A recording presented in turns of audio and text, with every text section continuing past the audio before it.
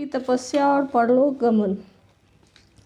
श्री मैत्रेय जी कहते हैं, इस प्रकार महामनस्वी प्रजापति पृथ्वी के स्वयमेव अन्नादि तथा पूर्वग्रामादि सर्ग की व्यवस्था करके स्थावर जंगम सभी की आजीविका का सुविधा कर दिया तथा साधु जनोचित धर्मों का भी खूब पालन किया। मेरी अवस्था कुछ ढल गई है और जिसके लिए मैंने इस लोक में जन्म लिया था उस प्रजा रक्षण रूप ईश्वर आज्ञा का पालन भी हो चुका है। अतः मुझे अब अंतिम पुरुषार्थ मोक्ष के लिए प्रयत्न करना चाहिए। यह सोचकर उन्होंने अपने विरह में रोती हुई अपनी पुत्री रूपा पृथ्वी का भार पुत्रों को सौंप दिया और सारी प्रजा को विलख्ती छोड़कर वे अपनी पत्नी सहित अकेले ही तपोवन को चले गए। वहाँ भी वे वानप्रस्थ आश्रम के नियमानुसार उसी प्रकार कठोर तपस्या में लग गए जैसे पहले गृहस्थाश्रम में अखंड व्रत पूर्वक पृथ्वी को विजय करने में लगे थे। कुछ दिन तो उन्होंने कंद मूल फल खाकर बिताए, कुछ काल सूखे पत्ते खाकर रहे, फिर कुछ पखवाड़ों तक जल पर ही रहे और इसके बाद केवल वायु से ही निर्वाह करने लगे। वीरवर प्रभु मुनि प्रवृत्ति से रहते थे। गर्मियों में उन्होंने पंचाग्नियों का सेवन किया। वर्षा ऋतु में खुले मैदान में रहकर अपने शरीर पर जल की धाराएं सही और जाड़े में गले तक जल में खड़े रहे। वे प्रतिदिन मिट्टी की बेदी पर ही शयन करते थे। उन्होंने शीतोष्णादि सभी प्रकार के द्वंद्वों को सहा तथा वाणी और मन का संयम करके ब्रह्मचर्य का पालन करते हुए प्राणों को अपने अधीन किया। इस प्रकार श्री कृष्ण की आराधना करने के लिए उन्होंने उत्तम तप किया। इस क्रम से उनकी तपस्या बहुत पुष्ट हो गई और उसके प्रभाव से कर्ममल नष्ट हो जाने के कारण उनका चित्त सर्वथा शुद्ध हो गया। प्राणायामों के द्वारा मन और इंद्रियों के निरुद्ध हो जाने से उनका वासना जनित बंधन भी कट गया।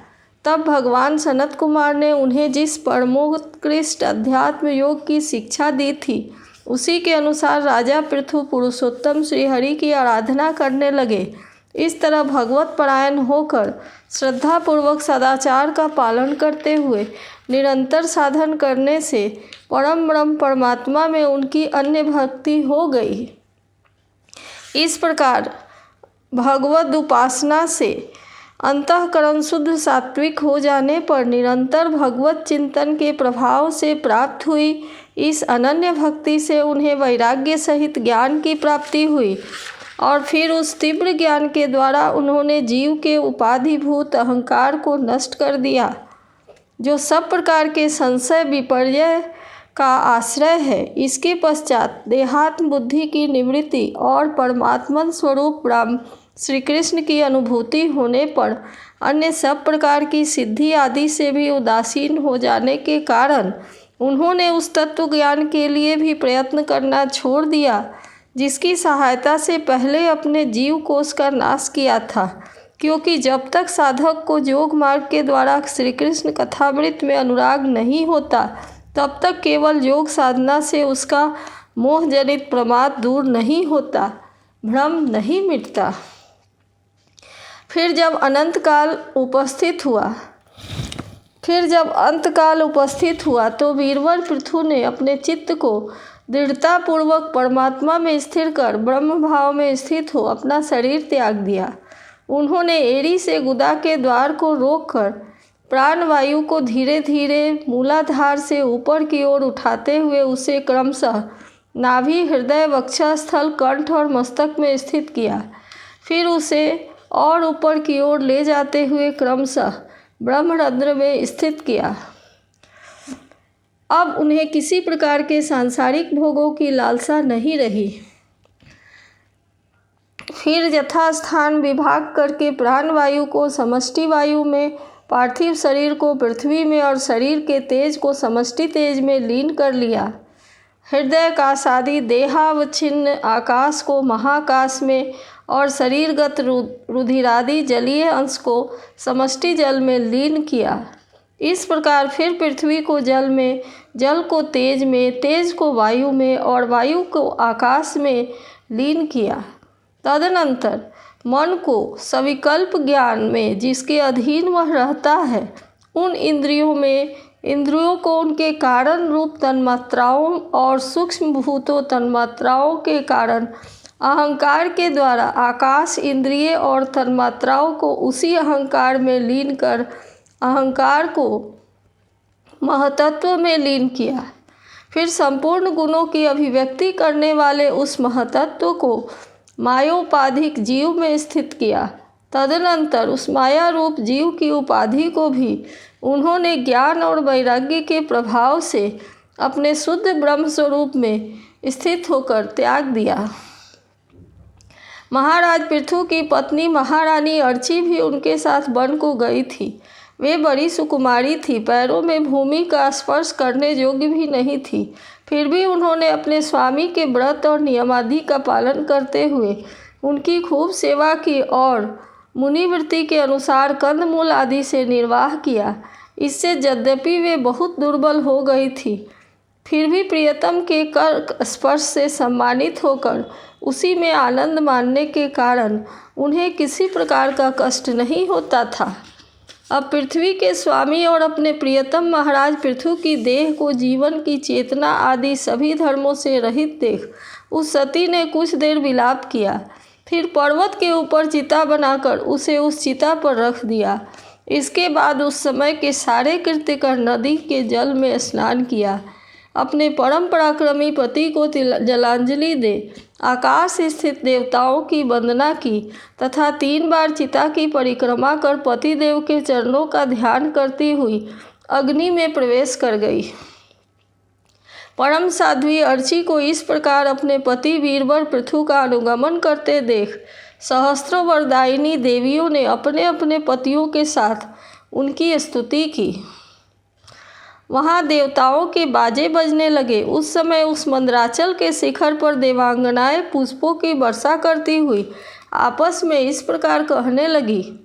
देवियों ने कहा, अहो यह स्त्री धन्य है, इसने अपने पति राजराजेश्वर पृथु की मन वाणी शरीर से ठीक उसी प्रकार सेवा की है जैसे श्री लक्ष्मी जी यज्ञेश्वर भगवान विष्णु की करती है। अवश्य ही अपने अचिंत्य कर्म के प्रभाव से यह सती हमें भी लांग कर अपने पति के साथ उच्चतर लोकों को जा रही है। इस लोक में कुछ ही दिनों का जीवन होने पर भी जो लोग भगवान के परम पद की प्राप्ति कराने वाला आत्मज्ञान प्राप्त कर लेते हैं, उनके लिए संसार में कौन पदार्थ दुर्लभ है। अतः जो पुरुष बड़ी कठिनता से भूलोक में मोक्ष का साधन स्वरूप मनुष्य शरीर पाकर भी विषयों में आसक्त रहता है, वह निश्चय ही आत्मघाती है। हाय हाय, वह ठगा गया। श्री मैत्रेय जी कहते हैं, विदुर जी, जिस समय देवांगनाएं इस प्रकार स्तुति कर रही थी, भगवान के जिस परम धाम को आत्मज्ञानियों में श्रेष्ठ भगवत प्राण महाराज पृथु गए, महारानी अर्ची भी उसी पति लोक को गई। परम भागवत पृथु जी ऐसे ही प्रभावशाली थे, उनके चरित्र उदार है। मैंने तुम्हारे सामने उनका वर्णन किया है। जो पुरुष इस परम पवित्र चरित्र को श्रद्धापूर्वक निष्काम भाव से एकाग्र चित्त से पढ़ता सुनता अथवा सुनता है, जब वह भी महाराज पृथु के पद भगवान के परम धाम को प्राप्त होता है। इसका सकाम भाव से पाठ करने से ब्राह्मण ब्रह्म तेज प्राप्त करता है, क्षत्रिय पृथ्वीपति हो जाता है, वैश्य व्यापारियों में प्रधान हो जाता है और शूद्र में साधुता आ जाती है। स्त्री हो अथवा पुरुष, जो कोई इसे आदर पूर्वक 3 बार सुनता है, वह संतानहीन हो तो पुत्रवान, धनहीन हो तो महाधनी, कीर्तिहीन हो तो यशस्वी और मूर्ख हो तो पंडित हो जाता है। यह चरित्र मनुष्य मात्र का कल्याण करने वाला और अमंगल को दूर करने वाला है। यह धन यश और आयु की वृद्धि करने वाला, स्वर्ग की प्राप्ति कराने वाला और कलयुग के दोषों को नाश करने वाला है। यह धर्मादि चतुर्वर्ग की प्राप्ति में भी बड़ा सहायक है। इसलिए जो लोग धर्म अर्थ काम और मोक्ष को भली भांति सिद्ध करना चाहते हो, उन्हें इसका श्रद्धापूर्वक श्रवण करना चाहिए। जो राजा विजय के लिए प्रस्थान कर से समय इसे सुनकर जाता है, उसके आगे आकर राजा लोग उसी प्रकार भेंटें रखते हैं जैसे पृथु के सामने रखते थे। मनुष्य को चाहिए कि अन्य सब प्रकार की आसक्ति छोड़कर भगवान में विशुद्ध निष्काम भक्ति भाव रखते हुए महाराज पृथु के इस निर्मल चरित्र को सुनावे और पढ़े। विदुर जी, मैंने भगवान के महात्म्य को प्रकट करने वाला यह पवित्र चरित्र तुम्हें सुना दिया। इसमें प्रेम करने वाला पुरुष महाराज पृथु की सी गति पाता है। जो पुरुष इस पृथु चरित्र का प्रतिदिन आदरपूर्वक निष्काम भाव से श्रवण और कीर्तन करता है, उसका जिनके चरण संसार सागर को पार करने के लिए नौका के समान है, उन श्रीहरि में सुदृढ़ अनुराग हो जाता है। इति श्रीमद्भागवत महापुराणे पारमहंस्यां संहितायां चतुर्थ स्कंदे त्रयोविंशोऽध्यायः।